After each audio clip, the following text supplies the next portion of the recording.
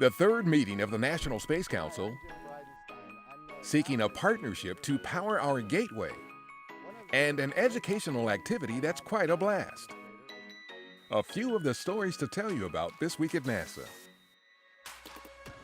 Administrator Jim Bridenstine attended the third meeting of the National Space Council June 18th at the White House.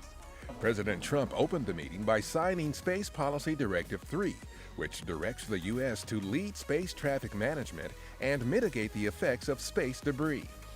During the meeting, which was led by Vice President Mike Pence, Bridenstine reported on NASA's progress in implementing Space Policy Directive 1, which directs NASA to return U.S. astronauts to the Moon and eventually send humans to Mars. The architecture that we're building now is entirely different than any architecture we've ever built before in an effort to get to the Moon. And the reason is we have more capabilities now than we've ever had as a nation.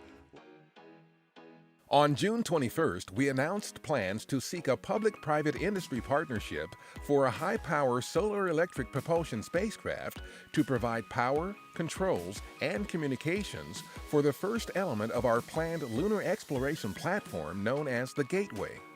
Built with commercial and international partners, the Gateway will become the orbital outpost for robotic and human exploration operations on and near the Moon and beyond, including Mars. This is our opportunity to have more access to more parts of the Moon than ever before.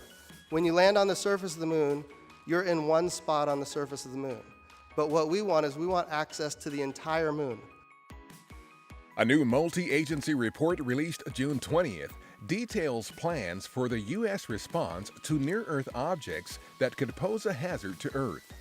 Titled National Near-Earth Object Preparedness Strategy and Action Plan, the document identifies actions to enhance the federal government's coordination and preparedness posture during the next 10 years to address potential hazards posed by near-Earth objects.